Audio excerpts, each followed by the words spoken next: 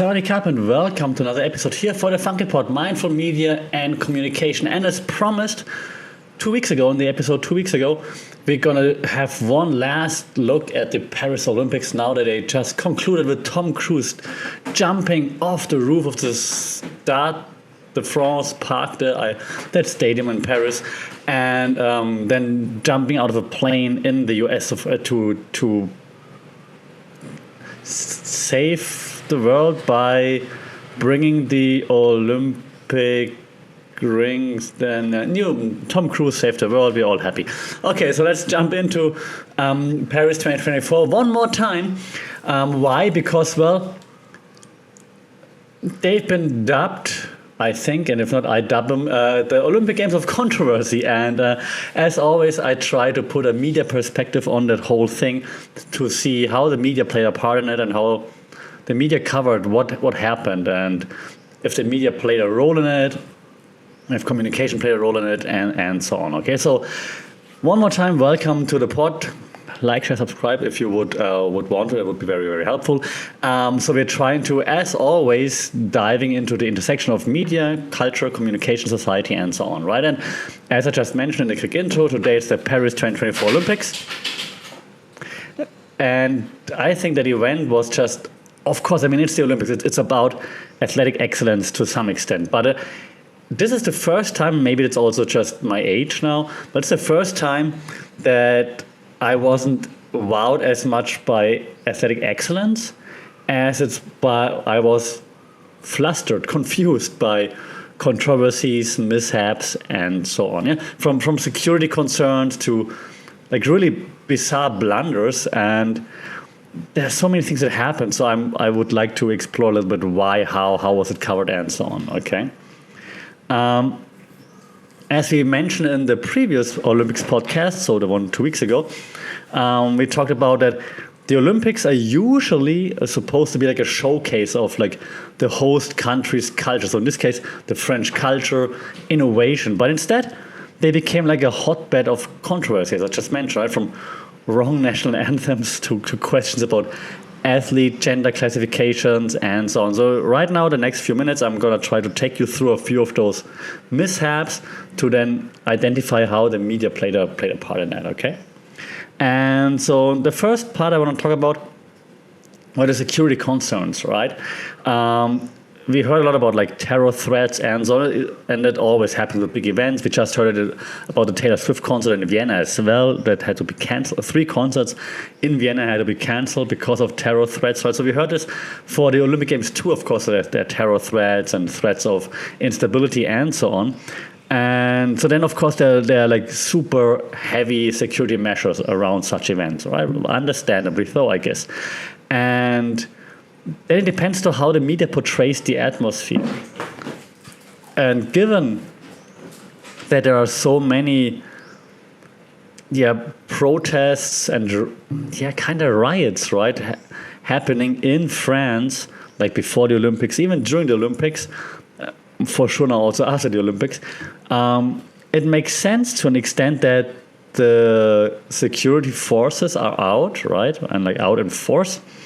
But it also kind of shows you the problem that the government, the country is in, like the anxiety that all of France is in. Like, let's hope nothing's going to happen during the Olympics. Oh my God, let's hope nothing's going to break down, right? So, and the media, of course, focus on that as well, like on the narratives between like public safety and avoiding panic.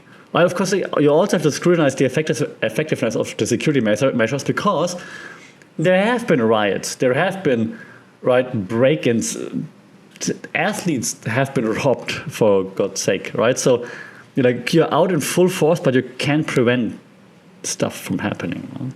And a theory that I think we can apply here is an interesting one.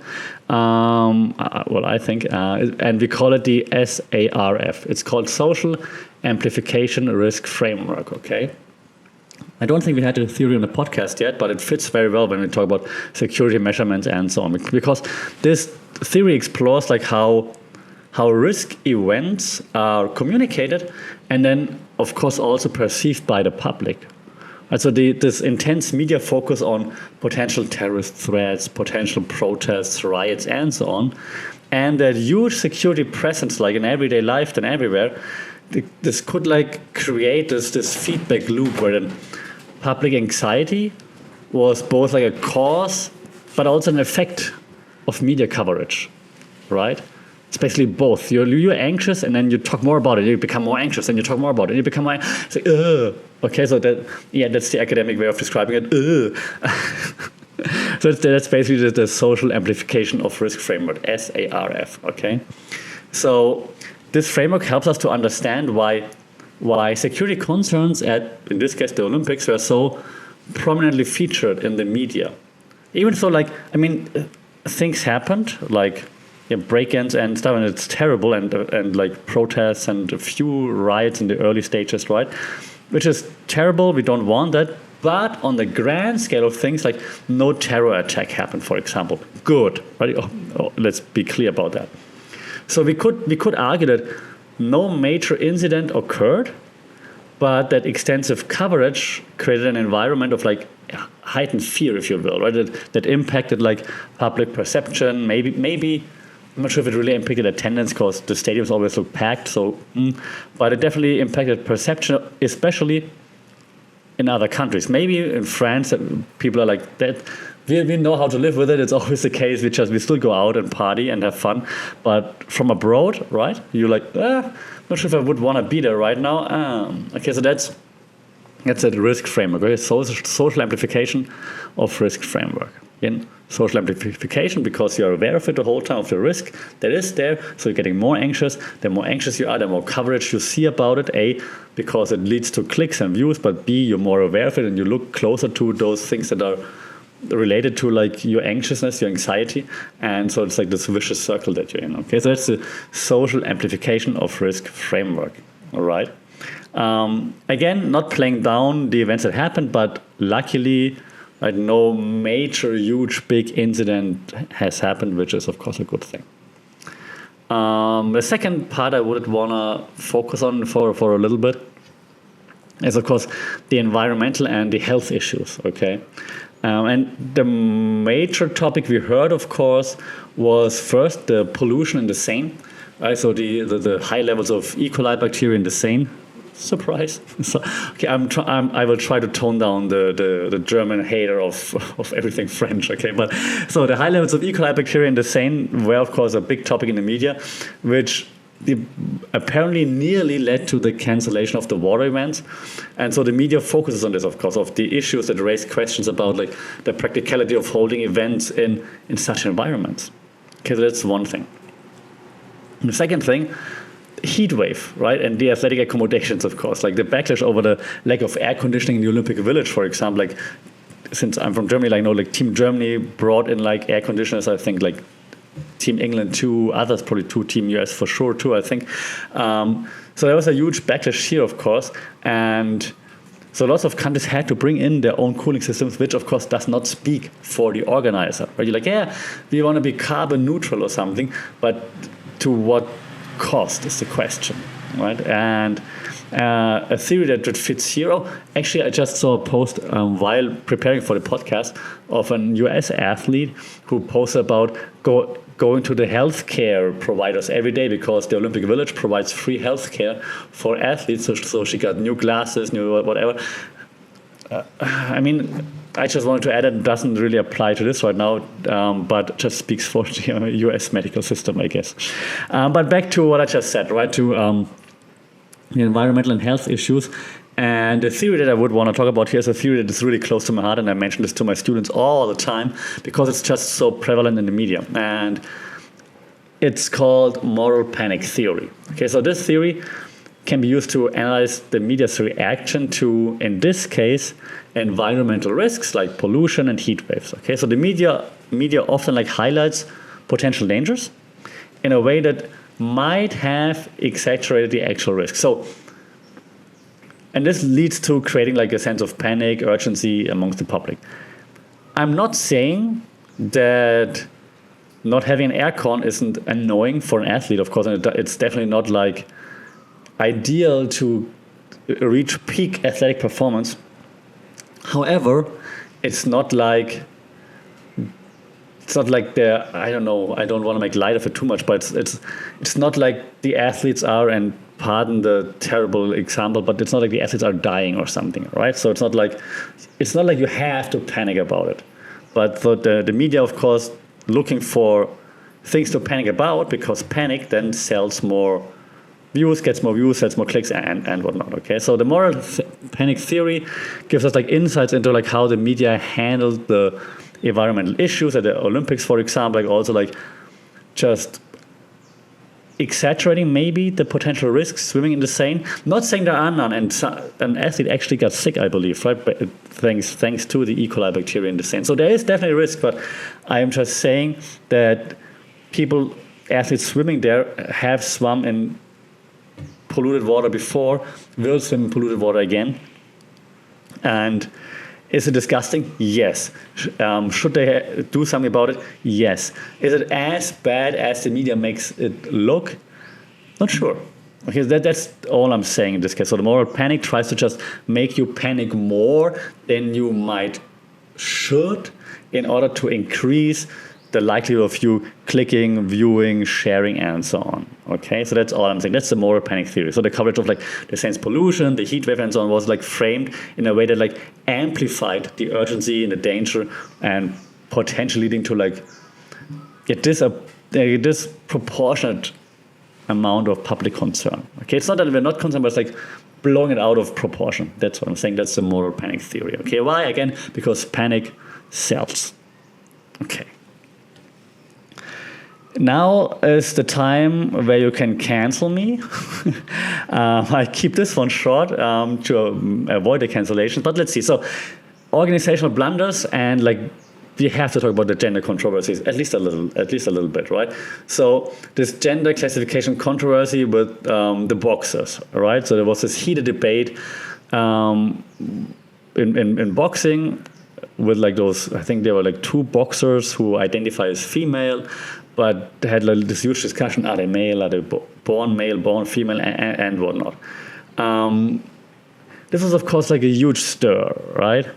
And I'll get to this in a second. I'm going to add two more examples to it, so to wrap it all in one, under like blunders and then gender controversy, okay?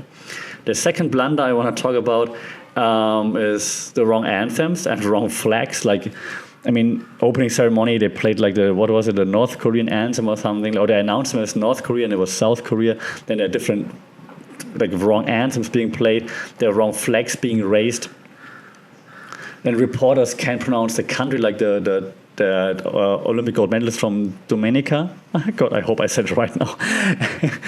And then the report was like the Dominican. I didn't know how to say it right. So, and she very, very cool. I like her a lot. Like educated reporter on how to say it and what her country is like and where her country is and so on. It was very cool. And then lastly. My apologies if it offends anyone, but well, it was kind of like we have like it's just are we seeing the USA of Europe right now? Oh God, I'm getting cancelled. France faced lots of criticism for like lots of the blunders, drawing like parallels to past controversy, I think, involving like the US in international events, just because the US is not always very aware of it. I will explain in a second. Let me apply some theories first, okay? So the framing theory is a theory we discussed many a times, and in this case, it helps us to understand how the media constructs narratives, like how it puts frames around like news stories, right? Or in this case, around those organizational blunders, and might even trivialize and sensationalize those blunders in this case, right? Using them for, again, clicks and views. And this is a good example that shows us like how different media portrayals of those blunders then shape the perception of the audience, right? Depending on the outlet that's reporting on it, these incidents were either like downplayed, like it just happened but no big deal, or sensationalized, right? Also, the thing is, you can clearly see like the agenda behind the frames being put on those pieces of news, because it's never the whole news story, right? Like in boxing, I really don't know what to think of it, right? but then different outlets on the left, on the right have like clearly different talking points, and they put their frame on what the audience sees. They never tell the whole story.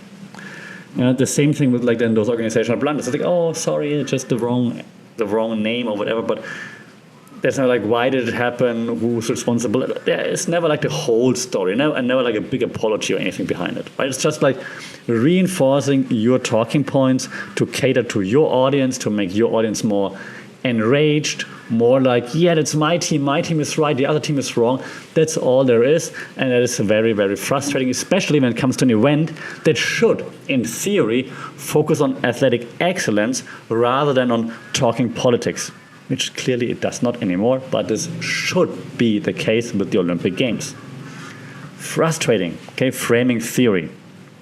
Okay, I have two more things that I want to talk about. And if you haven't canceled me yet, you're going to cancel me now. We've got to talk about social and political controversies like just for a little bit. And I have two key issues here that I noted down that I wanted to talk about. One is, of course, and that happened early on the way to the Olympics, those social cleansing accusations. I already feel disgusted saying that word, social cleansing, right? So there have been allegations of social cleansing in Paris, where thousands of homeless people and migrants were just removed from the city. Right? Okay, I have to say allegedly, I guess that's how it works. But there were accusations of that, right? And in addition to that, we also saw lots of political tension, of course. As a backdrop, the unrest in France during the Olympics, the protests, I said earlier in the beginning, like violence during protests, the contentious election just close before the Olympics led to lots of unrest, lots of protest, and so on. So political tension, social cleansing accusations. And a theory that we can apply here is what we call the public sphere theory. Okay, this public sphere theory, hard to say for a German, helps us to analyze how media coverage of social and political issues reflects broader, actual societal debates, on a societal level, that also then shows the media's role in facilitating the public discourse, right? Ideally, the media would offer a platform for public discourse, which then also leads to, let's say, a portrayal of cultural citizenship, right? Media narratives contribute to the construction of your national identity, belonging maybe even, especially in the context of displacement, right, and urban space planning, for example. So, again, looking at the public sphere theory first, this is the framework that helps us to understand the media's role in shaping public discourse, right? In this case, around the Olympics, including social and political controversies. Meaning, the platform is there. That's the media, that's the outlet, that's the public sphere, not just a park where you talk about your thoughts, right, and people listen to you and argue with you, and you stand on a stool or whatever, but it gives actually a bigger platform. It could be on X, Insta, whatever, right, wherever you are, but the media gives you just a traditional media as well. It gives the platform to have discussions about then sports, politics, and so on. And ideally, it's an open platform where everybody can discuss. All voices are similar. All voices are being heard. Everybody gets equal speaking time and so on. And then you can have debates, come to conclusions, and so on. Now, is that the case in real life? Of course, it's not. Some voices are amplified. Some have a bigger reach. Others are being drowned out, for example, right? Then you could argue, okay, maybe some voices should be drowned out. Some voices should not be given all the platform, AFD, for example. But then if you give those voices that you don't like a platform, and then you see, oh, they don't know what to say, maybe that's also a good thing, right? So public sphere basically discusses, okay, what's the framework to give a platform to voices to have public discourse, okay? Okay, then cultural citizenship comes in, that kind of critiques the media narratives around, in this case, displacement of those marginalized groups, and that media also tries to influence public understanding of again, in this case in France, who is considered a citizen in that public space, right? There was this huge discussion in France about who actually is a French citizen and who is not, which is the hell France. And the media try to, not every media, but lots of traditional media try to explain why the displacement is necessary, for example. So yeah, that's cultural citizenship. Critiquing that. Yeah, if the citizens and the culture around what makes a citizen is something that is discussed by society, maybe within the public sphere, that's how I link it now, in the public sphere, then maybe you can have like a broader understanding as well as a broader discussion, as well as like maybe a debate that leads to something to understand, hey, maybe what we call a citizen right now is not fair. For example, even if people just migrate to France, they've been living here for whatever, they went through the process and whatnot, and should be considered citizens. For example, so I'm not solving France's problems right now, I'm just saying that would be ideal, having those discussions in the public sphere. Okay, so that's the public sphere theory, having this framework for discussion, for example, about what is cultural citizenship, like what does citizenship look like, and so on. Okay, you see that I'm actually, and it surprised me a little as well, because I thought I'm not that invested in France per se, but I'm invested into like those questions, like questions about like media's impact on society, for example. If you are interested as well, enroll in my class or follow for more. That would be very, very cool. That takes you 10 seconds to click on follow and makes me very, very happy. So if you're interested in all those things, please do so. Okay, let me wrap things up before we close things out after 22 minutes. And see, I know I'm hesitating because I don't want to just hate, because I'm a big sports fan. But we have to say, like, the Olympics, right, and especially those now, they were more than just a sports event.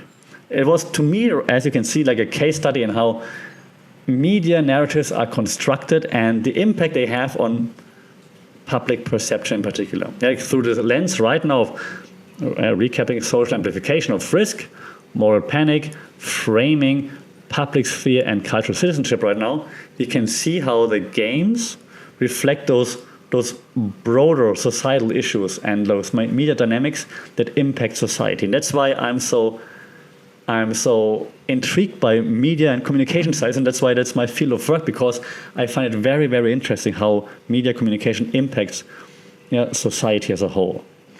And I hope that those theories that I just presented to you, they give you a little bit of an understanding of like how the media covered the Olympics. I hope it also highlights a little bit of the complexities behind the headlines, right? And if you look at like the future games, I think the 26 winter games are in Italy. I think they're in Milano, I believe, right? And 28 summer games are in LA. Oh, that's gonna be Hollywood. Oh my God.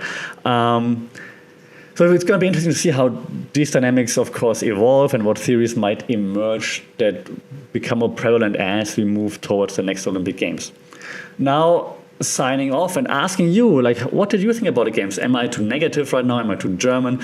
Do I exaggerate? Am I using moral panics to make a comment? Let me know what you thought about the Olympic Games, the coverage, the media, the communication behind the games.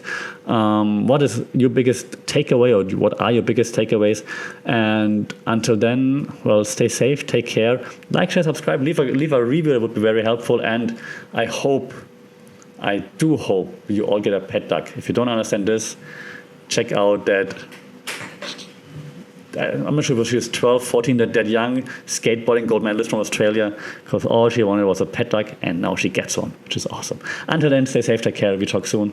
Saudi Cup.